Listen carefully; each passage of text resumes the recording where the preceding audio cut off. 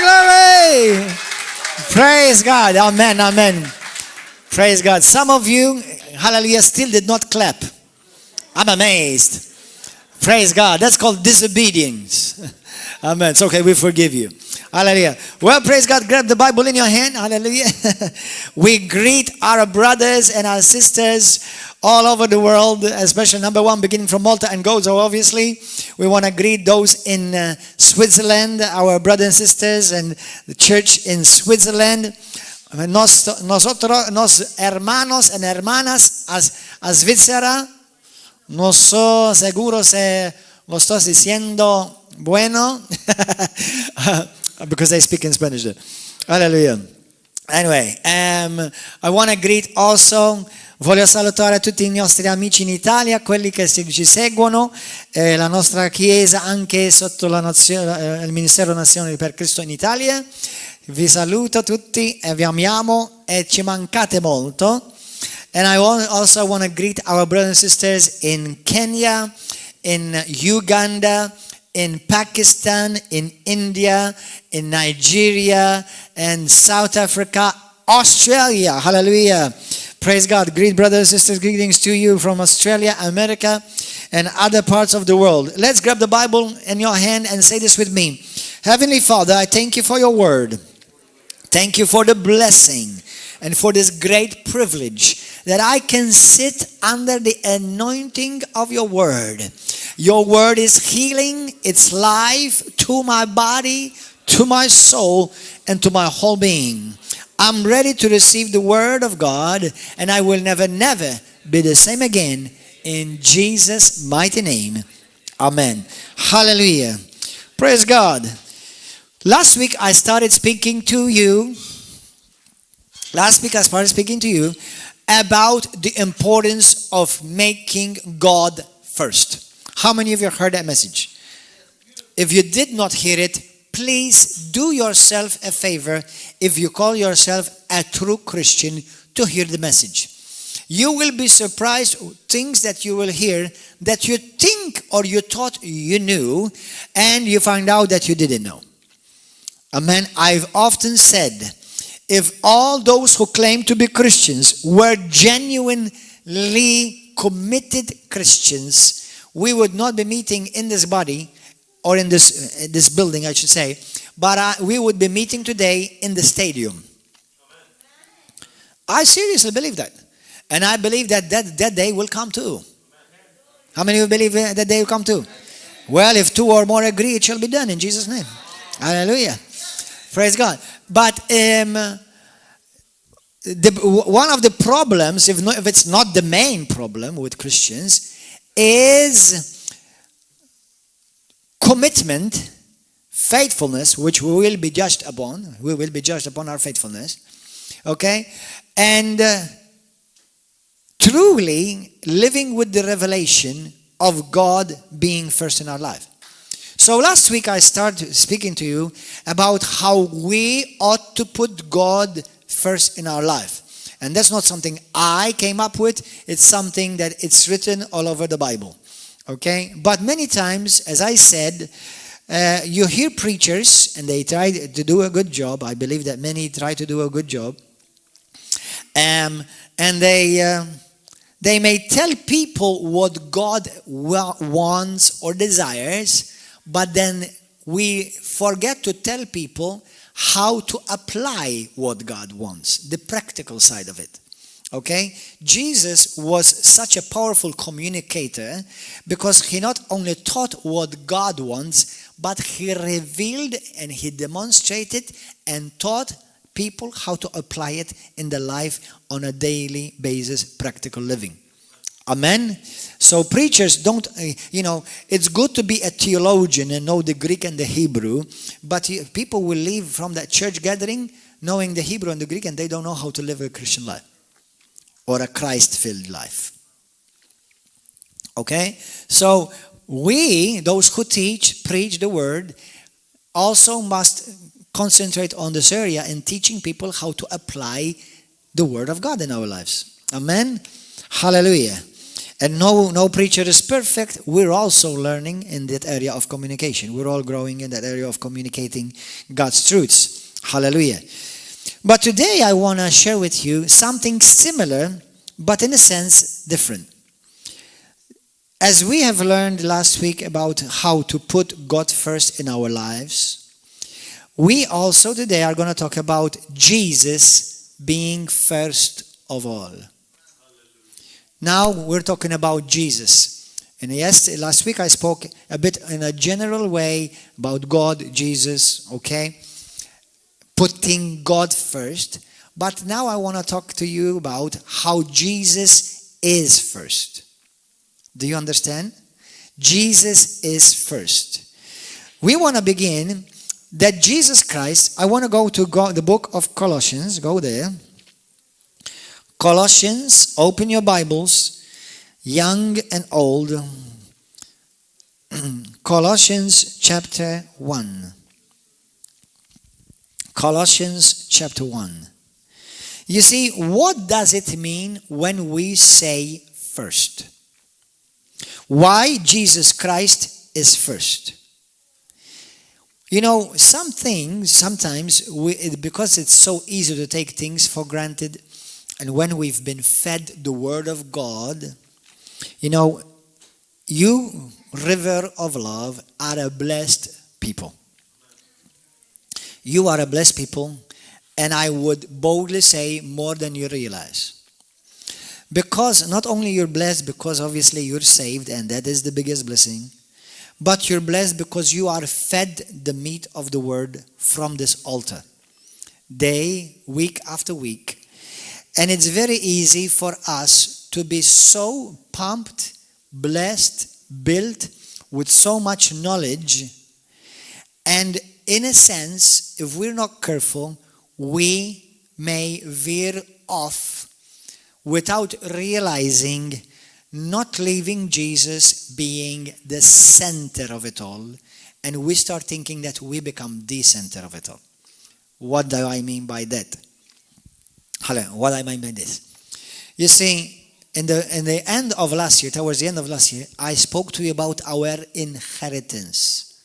Everybody say inheritance. That means what God gave you and me through Christ. And the Bible talks about this a lot, about knowing our inheritance in Christ. Are you understanding? The Bible talks about how we must know what we've been given, what we've received, what we have, what we can do. There is a slight, not completely, there's a slight problem with that. What is it? In the way we say it, we don't realize it, we're making the we the center. Now, in a certain sense, everybody say certain sense, we are the center because obviously human, God loved the world and God, everything He did it for you and for me. That's how important you are to God. But if we are not careful, we make it about us more than about Him. Are you understanding this concept?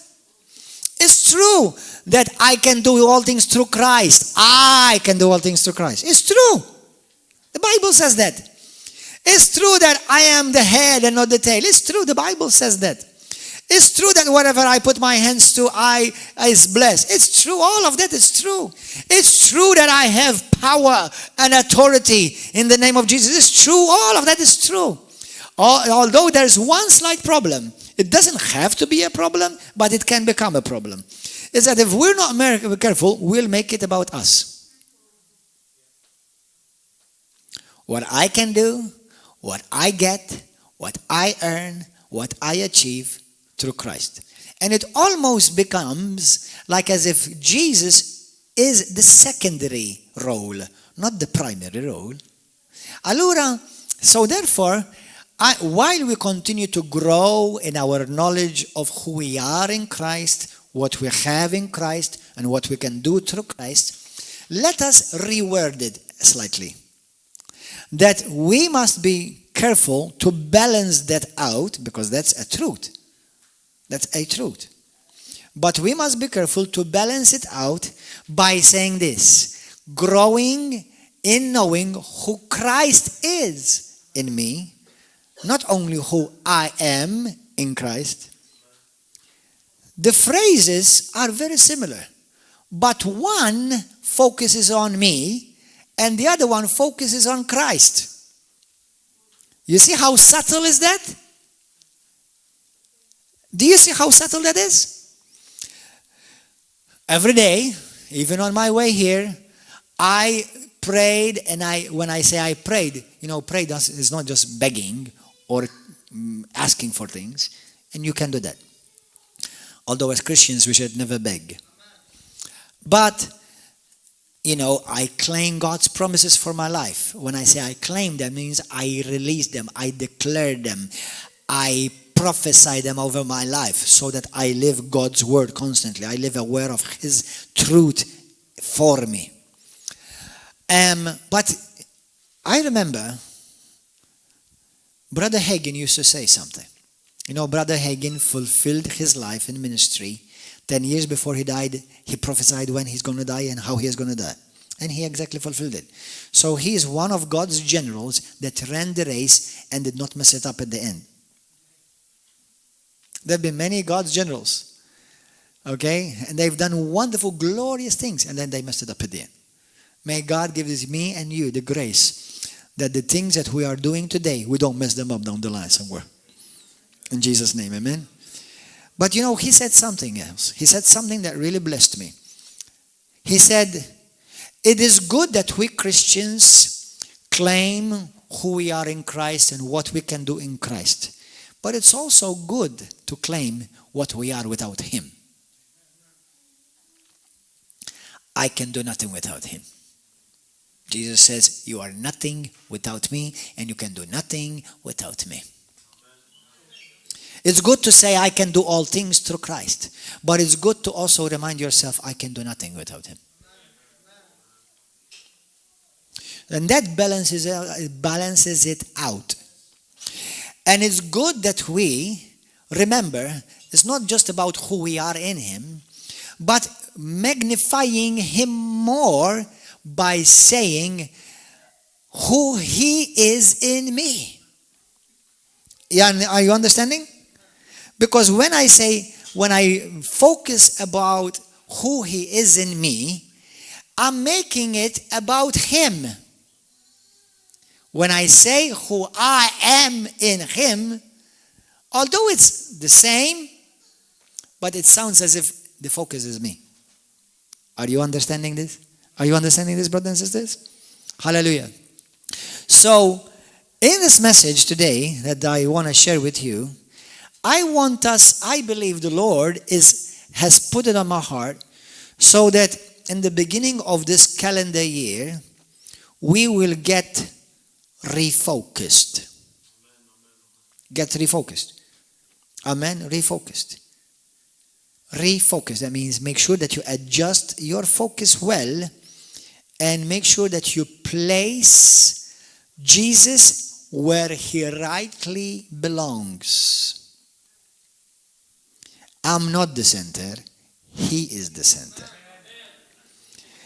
I'm not the first. He is the first. Do you understand that?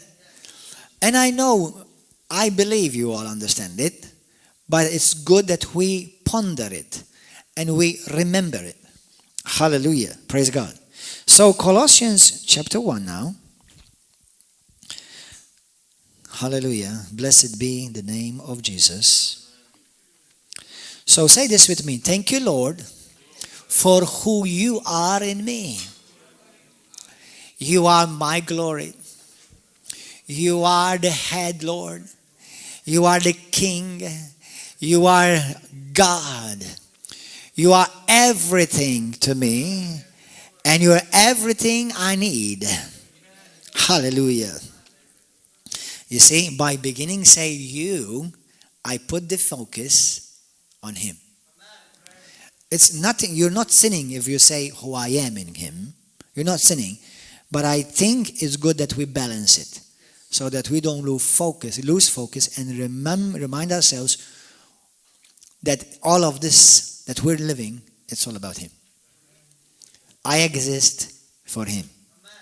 My purpose in life is Him. Do you understand that, brothers and sisters? Now, don't jump on anyone who comes to you and say to you something about who he or she is in Christ. Okay? They're not doing it in an evil intent. Okay? They may have not heard this message. Amen. Praise God. Thank God. So, Colossians chapter 1,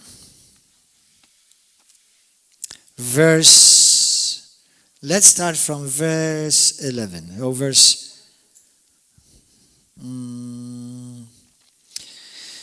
let's start from verse 15. He is the image of the invisible God. Jesus is the visible God, the invisible God made visible. Everybody say it. Jesus is the invisible God made visible. There was a time in time past where Jesus was invisible. Not non-existent, simply not visible. But He became visible. So that means we can relate to Him, we can see Him, we can touch Him. Listen to this. He is the firstborn over all creation. He is the firstborn of all creation. He's not the first created. He's not the first created. He's the firstborn of all creation. In the Bible, it says He's called the begotten Son of God. Amen? The begotten, not the created. Me and you are created. We are adopted. Jesus is not created. He is begotten. Begotten means He always lived one in the Father, and He came out of the Father. There was never a time in eternity past where Jesus was not in the Father. This is powerful. In all eternity past, Jesus was always Jesus. He was never the archangel, as some religions think. Okay? He was never Adam, the created being. Alright? He was never just a prophet. Jesus was always Jesus in the Father from all eternity. They were two, but one. Thank you, my brother. Everybody imitate Kurt. Hallelujah. I'm going to give you a costume for cheerleading and put you in front. Hallelujah. Jesus, listen. Now listen to me. This is very important. Now this is theology. This morning I'm going to share some theological terms with you. Don't worry. If you do not understand everything, go and listen to it again and do your homework. Jesus did not become the Son of God. Jesus always was, from eternity past, the Son of God. There was never a time where He was not the Son of God. God Father, God Son, God Spirit, God the Father, God the Son, God the Holy Spirit were always God the Father, God the Son, and God the Holy Spirit. They were always God the Father, God the Word, God the Spirit. God the Father, God the Logos, and God the Spirit. They were always, there was never a time in eternity past that were not like that.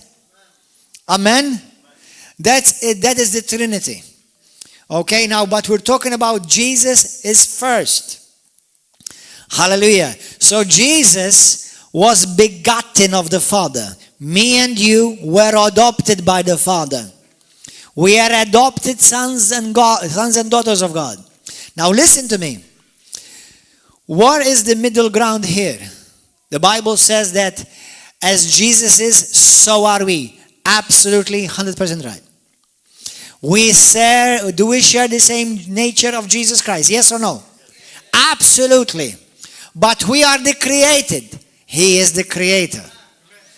Just because we share the same nature, and in Hebrew and in Hebrews it said, in Ephesians it says, but one of my most favorite scriptures, 2 Peter chapter 1 verse 4 and 5, we are now partakers of his divine nature. Hallelujah. That word in Greek is the word theos, and in other places is the word kurios, which some people cannot wrap it around their mind. And I'm not saying to you that I can, I simply believe it. That's all. Okay?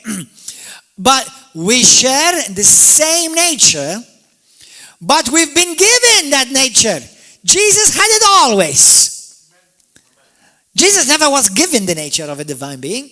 He always was divine. We have our spirit. Our spirit has been made divine. Hello? Because we've been born from above.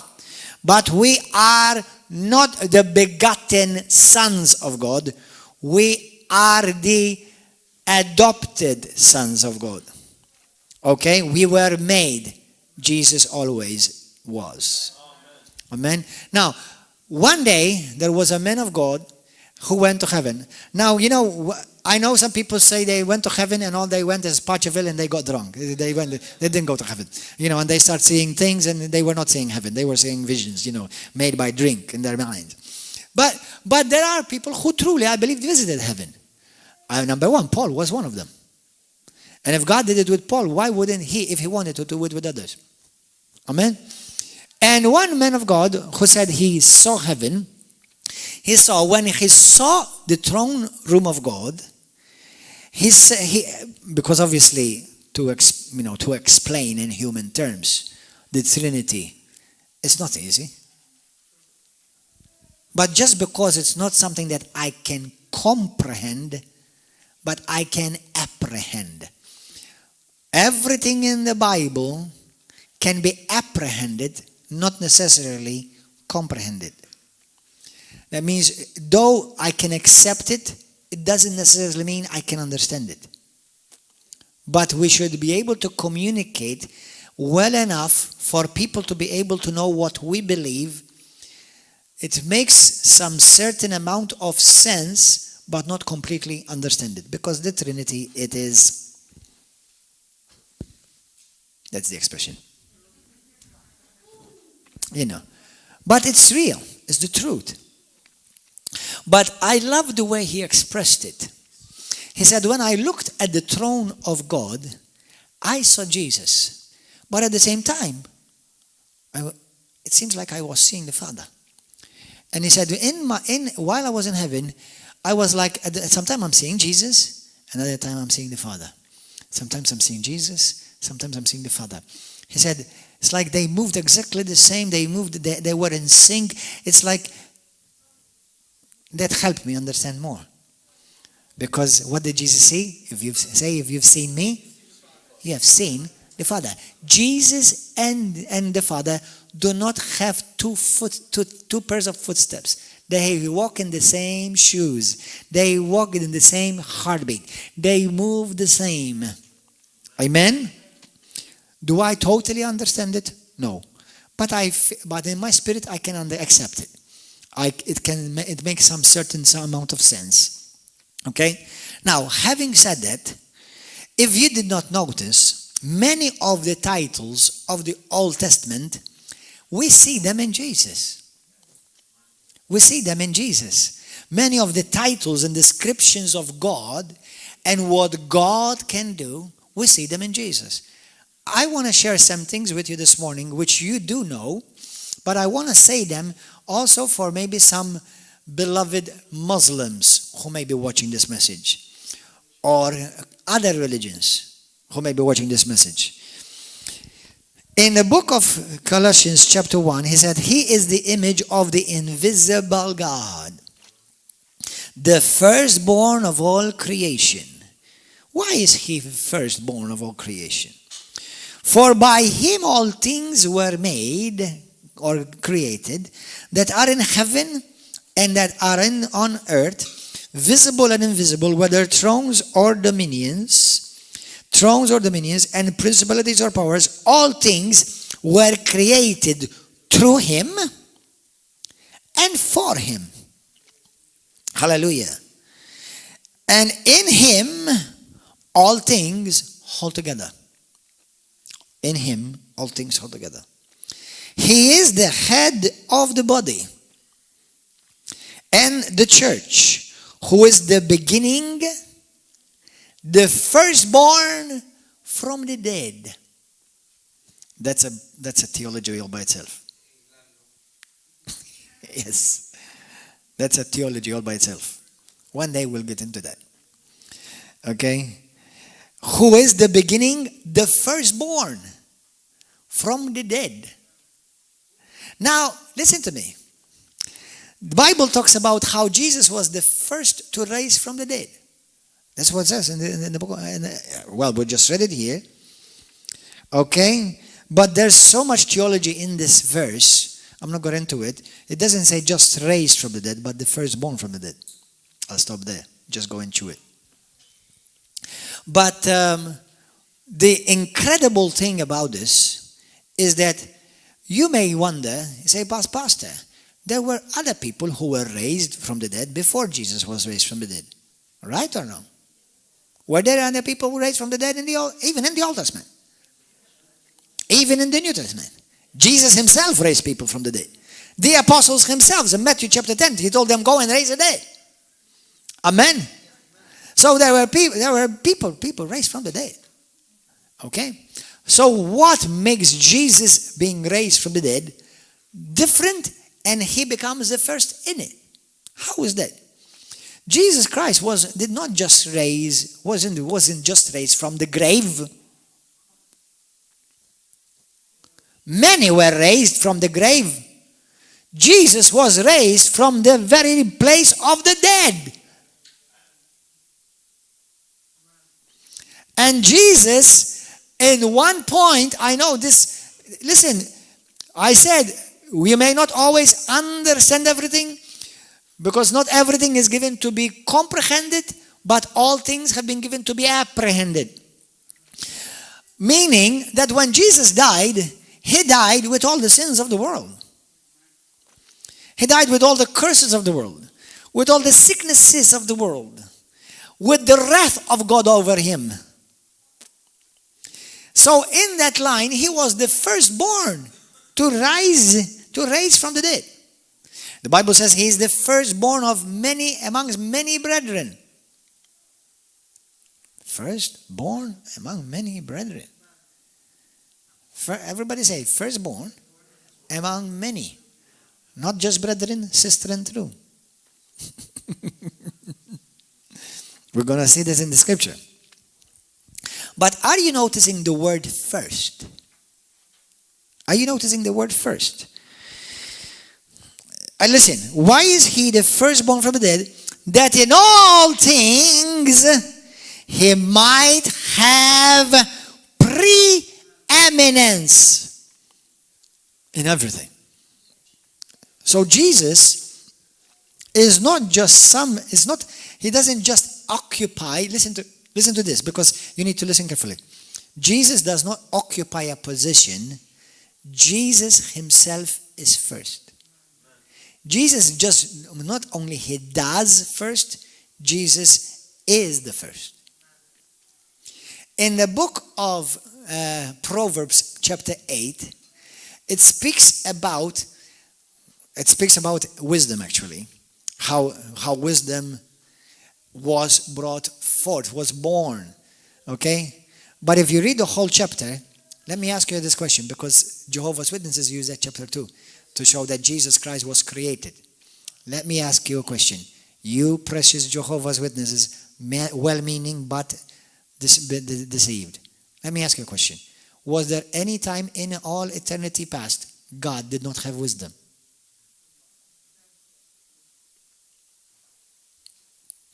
Yes or no?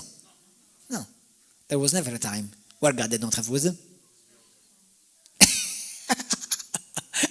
Amen. But anyway, but what we're talking about today is about Jesus being first. He is first. Not he occupies the first. He is first. Now, we have many names of God. El Elyon, El Shaddai, Almighty, Yahweh. So mention some names. Elohim, Elion, Jehovah or Yahweh Rapha. I don't like particularly myself the word Jehovah very much, although even some Christians use it, some Pentecostals use it. It's no big deal. Jehovah or Yudhe, Yahweh, Tzidkenu, Shama, Yahweh Shama, Yahweh Shalom. There are many names to God. By the way, all of them fulfilled in one name, Jesus. He is first in all of those names. That's why he is the name above all names. Now, this is going to shock Jehovah's Witnesses. The name of Jesus is above Jehovah. If you believe the Bible, he has the name that's above every name.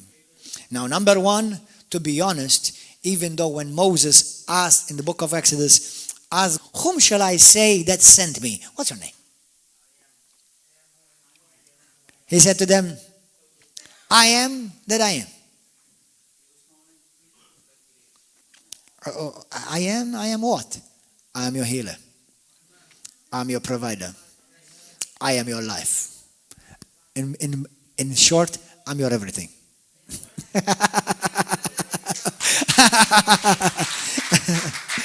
Amen. But the word I am is the word Yud-He Vav-He, which has 4 letters in Hebrews. Which means this. This is power. This is powerful. The word Yahovah is the 4-letter words, which means this. Hand behold, nail behold. That's the meaning of Yud-He Vav-He, Yahweh, or some as they call him, Jehovah. Hand behold, nail behold. Isn't that interesting?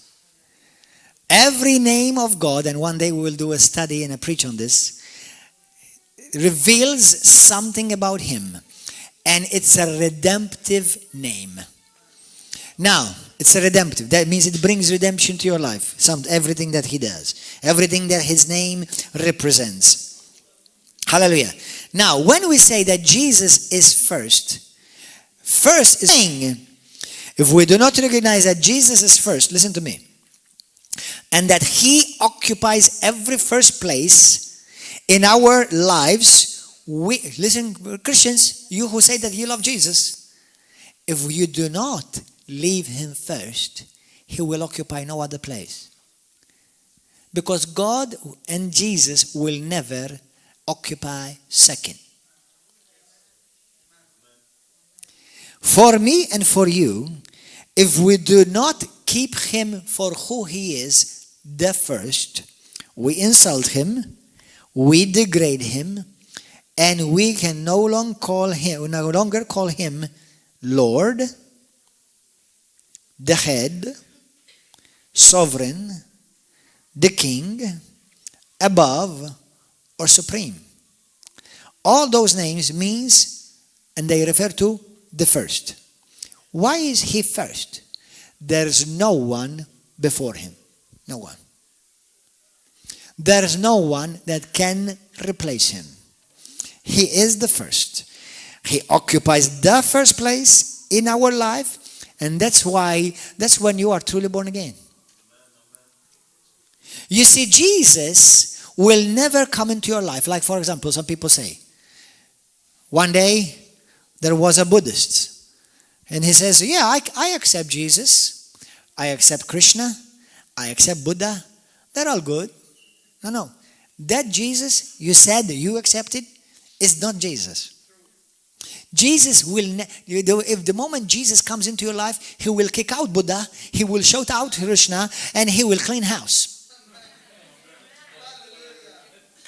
So you definitely have not met Jesus. And Jesus of the Bible never definitely did not come into you. Amen? There was one Hindu in my life when I was in India. And she said to me, it was in a house. I love telling this story. It's been some time. I said it, I say it again. Hallelujah. How many of you have heard the story? When Jesus cleaned house. Hallelujah. I was in India and I was sharing, and a Hindu family heard me preach. And they said to me, the man, the husband, he said to me, can you come and talk to my guru? He was a Hindu guru. He was about between 80 and 90. He was weak, but he was sweet. And he started talking to me. And while I'm talking to him, he said to me, I can't continue to talk. I'm getting a headache. Now, for those of you who understand spiritual things and spiritual warfare, you understand what that headache means. Okay? But especially when you're preaching about Jesus and somebody gets a headache, that's not natural headache. All right? And I said to him, can I pray for you? So I prayed over his guru to be healed from headache. And he got healed right there and there in front of me and in front of him. The headache left. And this guy was so amazed. I was at the age of what? 20. In 2001, how old was I? Anybody does quick maths?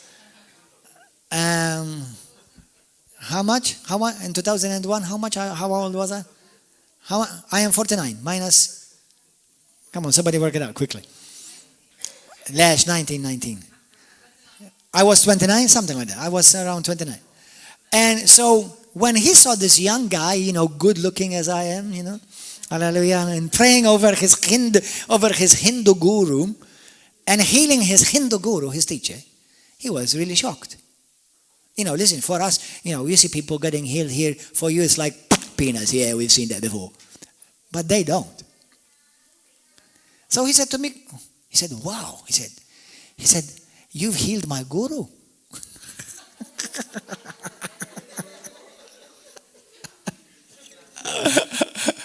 He said, but first.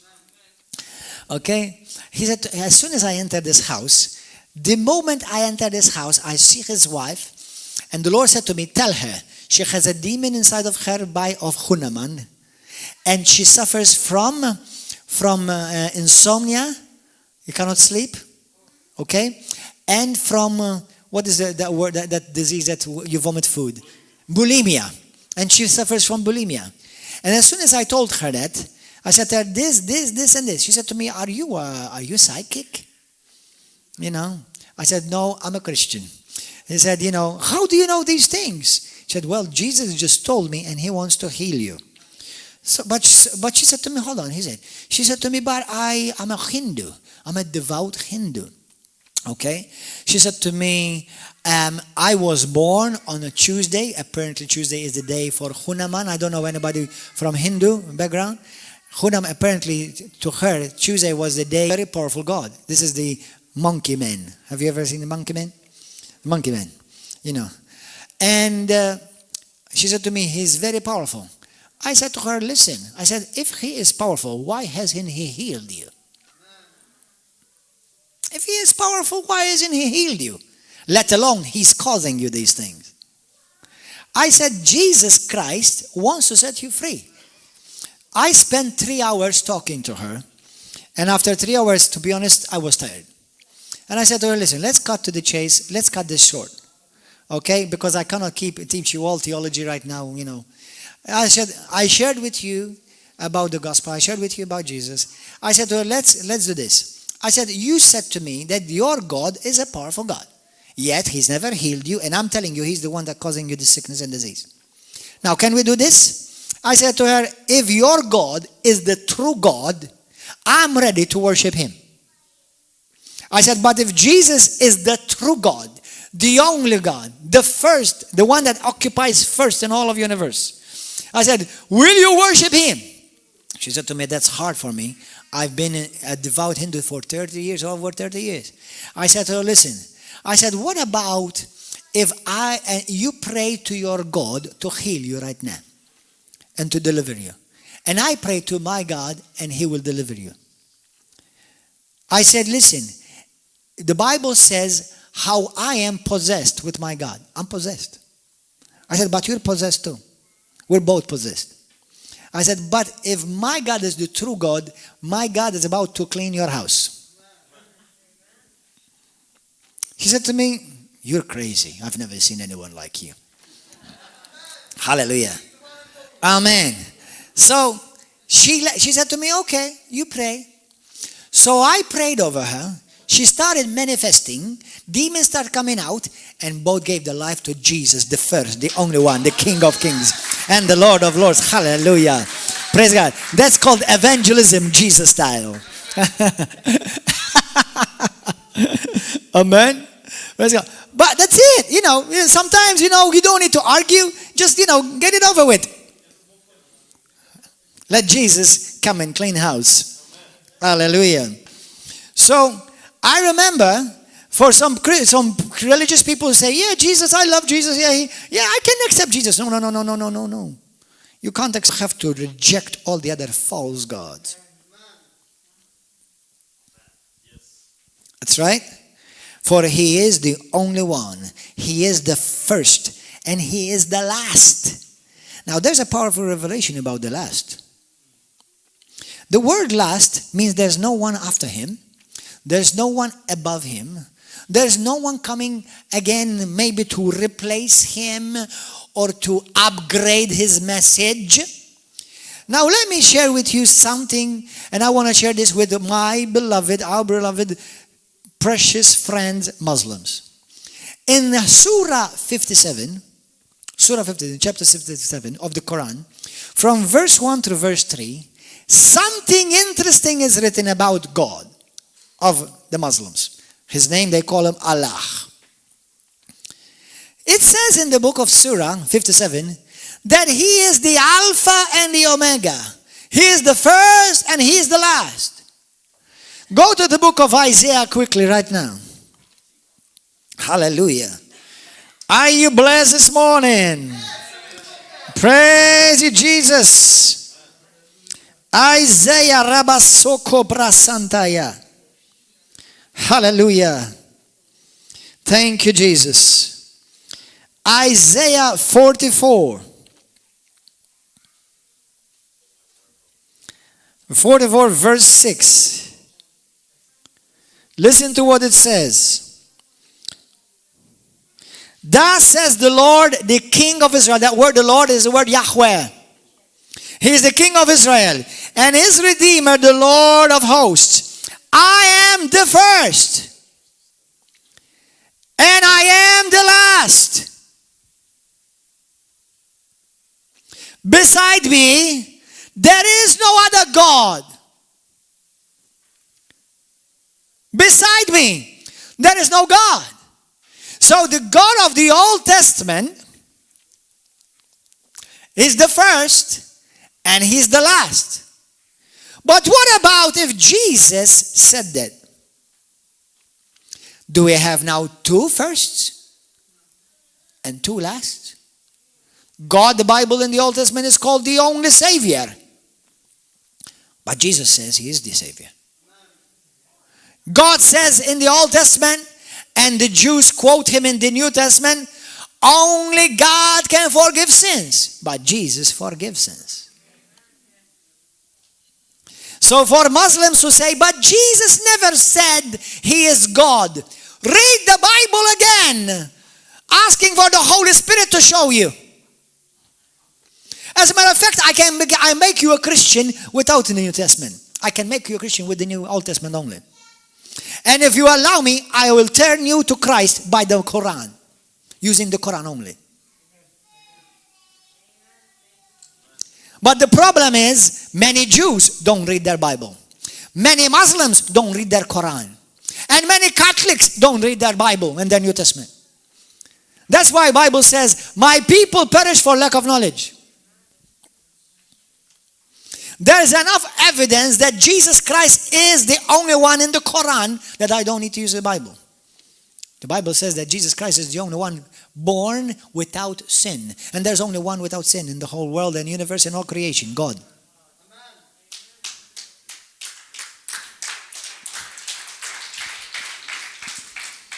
Jesus Christ is the Messiah. That's in the Quran. Jesus Christ is coming back again. That's in the Quran. Well, if Jesus Christ is perfect without sin, he's coming back again, forgives sins, heals the sick. What are you waiting for? Not to follow him. Follow him, not follow him with others. Follow him only. Hallelujah. Praise you, Father God. Now go to Isaiah 48. Are you enjoying yourself? Yes. Are you hungry this morning? Yes. Hallelujah. Blessed be the name of Jesus. Say, Lord, feed me your holy word. Isaiah 48 verse 12. Thank you, Lord. Listen to me, O Jacob and Israel, my called. I am he. I am the first. I am also the last. Oops. Now let's reverse. Let's forward to the book of Revelations quickly. Forward now. Book of Revelations. Chapter 1. Verse 8. Hallelujah. And I'm going to read this passage. Verse 7. Who's coming in the clouds? God or Jesus? Do you know there are passages in the Bible, in the New Testament, where it says God is coming in the clouds? It's powerful, brothers and sisters. I'm glad I am known by Jesus. Behold, he is coming with the clouds, and every eye will see him, even they who pierced him. And all the tribes of the earth will mourn because of him. Even so, amen. I am the Alpha and the Omega, the beginning and the end. Whoops! Hold on, we just read in the Old Testament and in the Quran that God is the Alpha and the Omega. God is the first and the last. But now who says he's the first and the last? Jesus Christ. Who is and who was and who is and who is to come. Who? The Almighty. The Jehovah's Witnesses say to me, well, he only is a mighty God, not the Almighty. Read your blessed Bible and you'll be fine, instead of listening to a bunch of deceivers. Let the Why Bible teach you, not a false prophet and a false teacher. And test everything you hear. Don't be gullible. Verse 9. I, John, both your brother and companion in the tribulation and kingdom of the patience of Jesus Christ, was on the island that is called Patmos for the word of God and for the testimony of Jesus Christ. By the way, the book of Revelation is the revelation of Jesus. You know that, right? I was in the Spirit on the Lord's day, and I heard behind me a loud voice of a trumpet. Remember when he was on the mountain, what God, when he spoke from the mountain? The Bible says it sounded like a trumpet. I am who? I am the Alpha and the Omega. Jesus is speaking again. The first and the last. What you see, write in a book and send it to the 7 churches which are in Asia. And then he mentions them. Verse 12. Then I turned to see the voice that spoke with me. And having turned, I saw 7 golden lampstands. And in the midst of the 7 lampstands, one like the Son of Man, clothed with a garment down to the feet, and girded about with the chest with a golden band. His head and hair were like white, like crimson, like wool, as white as snow, and his eyes like a flame of fire. Hebrews 12:29. Our God is consuming fire. Hallelujah. Verse 15. His feet were like fine brass, as if refined in a furnace, and his voice as the sound of many waters. Hallelujah. He had in his right hand 7 stars. Out of his mouth went a sharp two-edged sword, and his countenance was like the sun shining in its strength. And I saw him. I fell at his feet as dead. But he laid his right hand on me, saying, my son, do not be afraid. I am the first. I am the God of Abraham. I am the God of Jacob. I am the God of Isaac. I am the God of your pastor, Gordon Manchè. I am he who lives, and I was dead.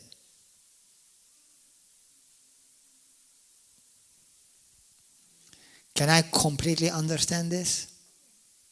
No. Because how can you understand God was dead? Jesus was dead. Not God the Father was dead. Jesus the Son was dead. But Jesus is 100% God. And he was dead, and behold, I am forevermore alive. And I have the keys of Hades and of death. Write these things. Anyway, praise God. So, this is clear to us. Go to the book of Revelations. Revelations, the last chapter, 22. Thank you, Lord. Revelations 22. Blessed be the name of Jesus, the name that's above every name. Verse 13. I am the Alpha and the Omega, the beginning and the end, the first and the last.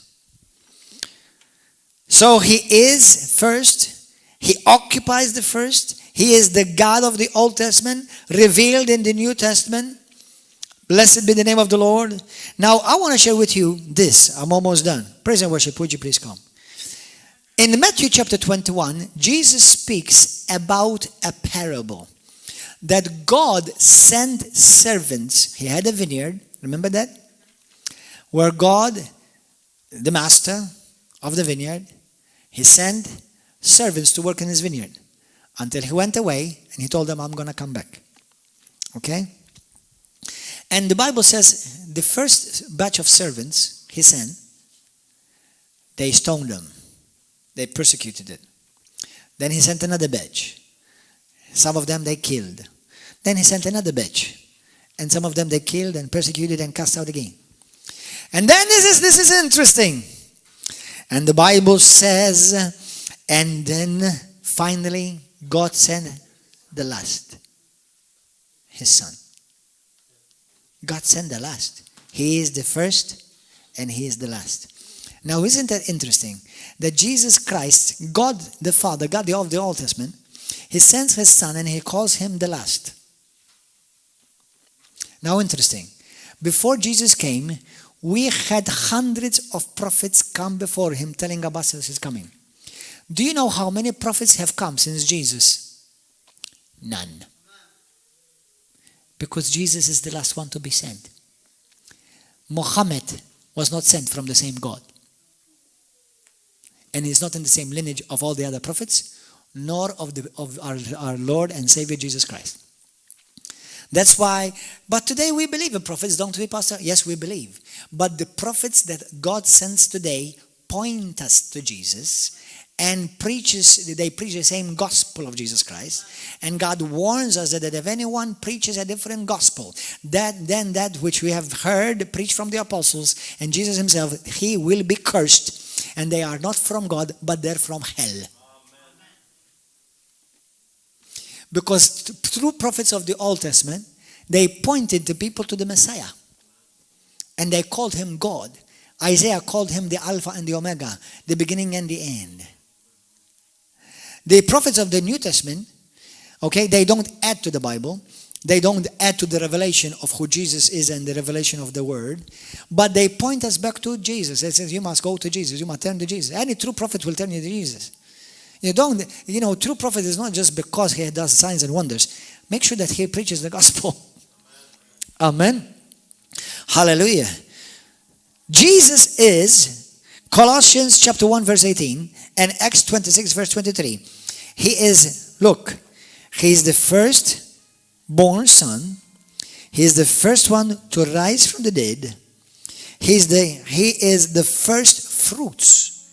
Jesus is called the first fruits. He is the first son begotten of the Father. He occupies the first place in everything. Go to the book of Romans chapter. Now listen to this. There is something mind-boggling that I cannot completely wrap my mind around. and I'm going to share with you this. We're going to end this. Romans 8.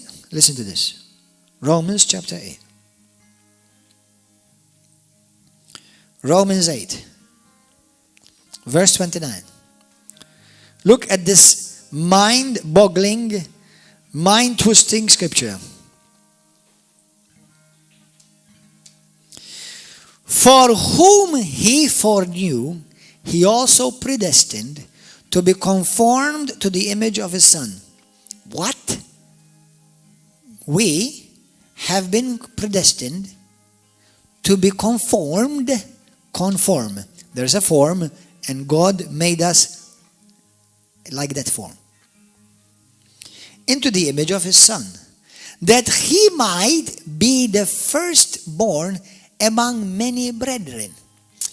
That scripture gives me the implication that though he is the firstborn, but apparently that there are other brethren firstborn with him, not secondborn. Now, guess what the Bible says in the same book of Ephesians? It says, for we have been raised together with him, not after him. Now, but hold on, Pastor, I was saved 10 years ago. I gave my life to Jesus just last week. But in the mind of God, you were raised with him, not after him. When Jesus was raised from the dead, Jesus was not raised alone. Number one, in the Bible says that all the saints of the Old Testament were raised with him too. But because God is outside of time, God raised you, and he saw you and he saw me when we were going to accept him, and he's going to give us the same credit note of being firstborn with him. First, the resurrection, the first fruits. We are first fruits with the first fruit. Now, this may be a bit too much, but let me show you in the book of Hebrews. You see, he is the firstborn. And in the book of Hebrews, look what he said. Hebrews chapter 12. And we're going to pray.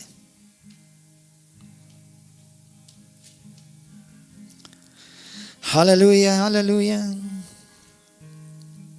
Verse 22. Read there. What does it mean that we are called the church of the firstborn? But you have come to Mount Zion, to the city of the living God, the heavenly Jerusalem, to an innumerable company of angels, to the general assembly and the church of the firstborn who are registered in heaven, to God the judge of all, to the spirits of the just men made perfect, Jesus to the mediator of the new covenant, and to the blood of sprinkling that speaks better than things that of Abel.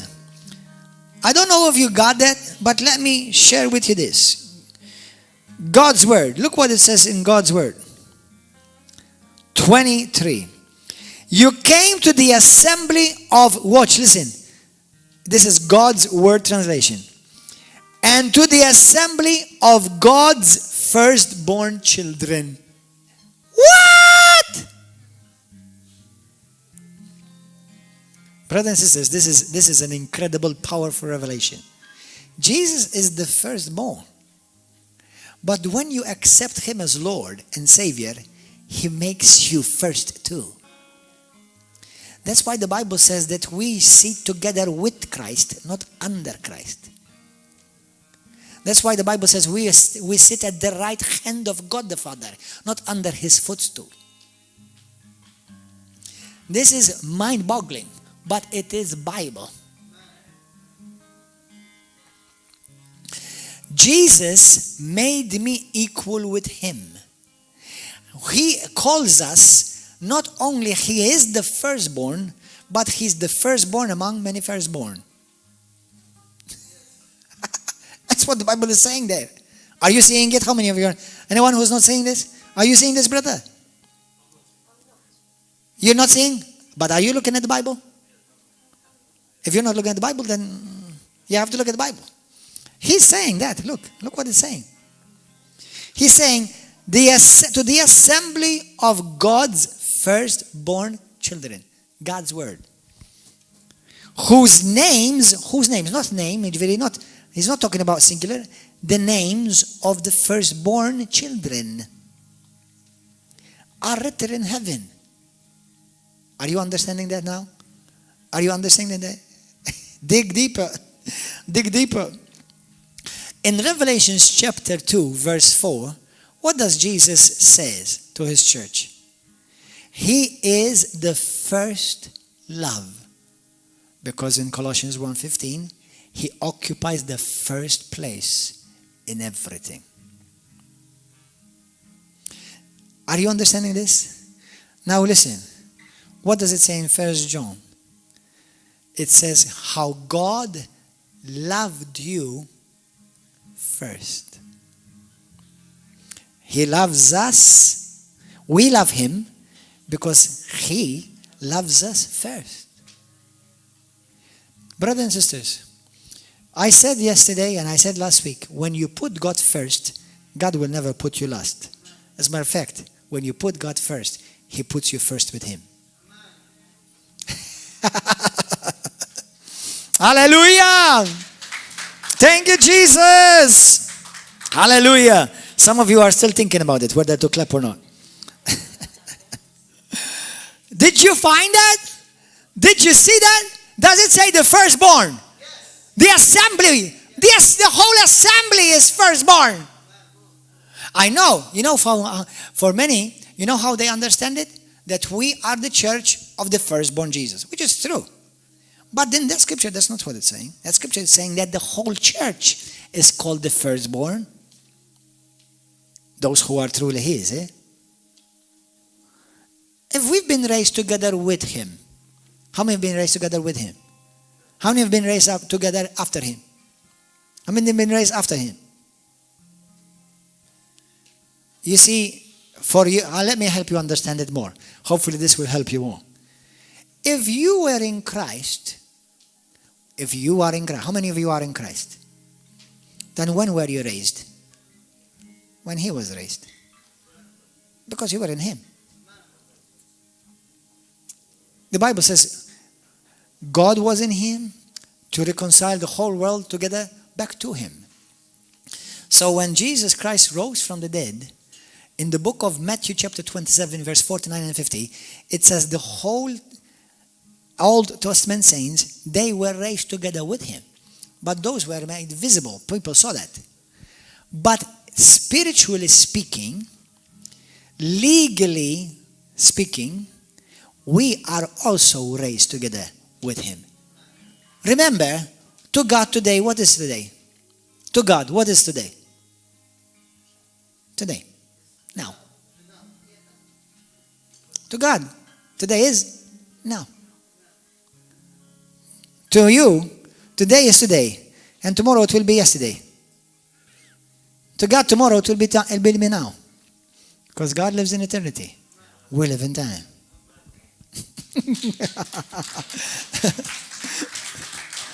Hallelujah.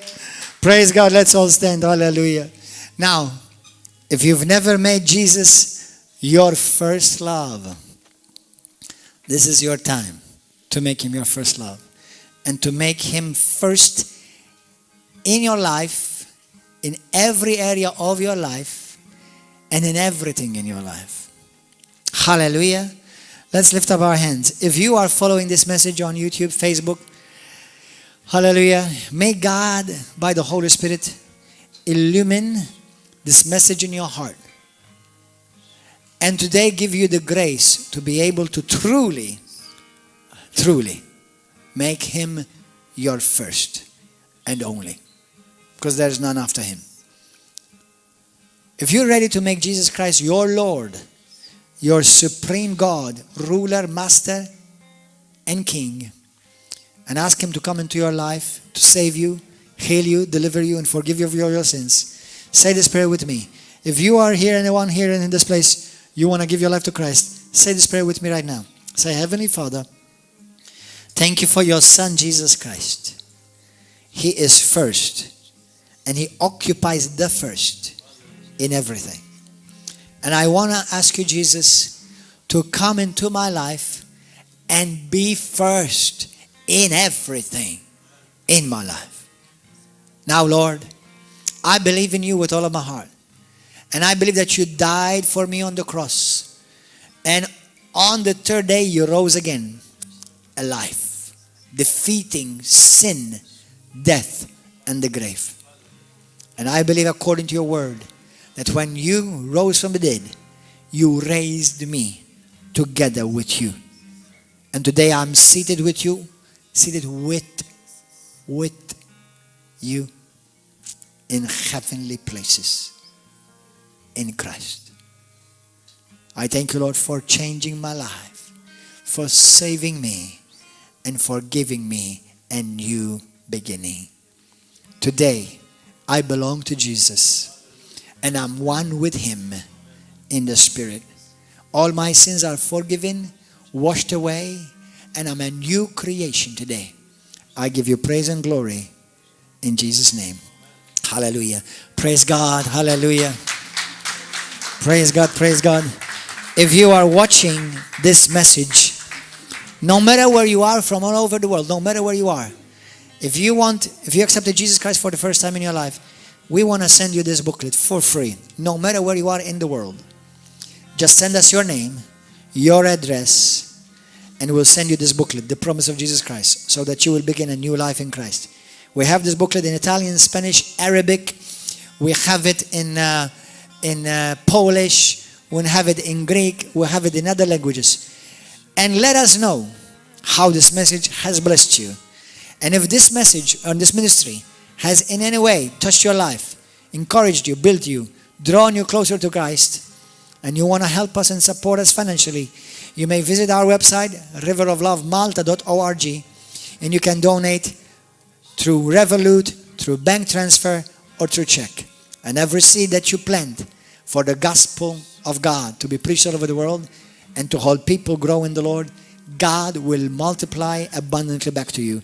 In Jesus' name. God bless you, YouTube, Facebook, and television. God bless you. Hallelujah. Praise God. Do you have a song, brothers and sisters? If you have a song to sing, as we sing it together with you.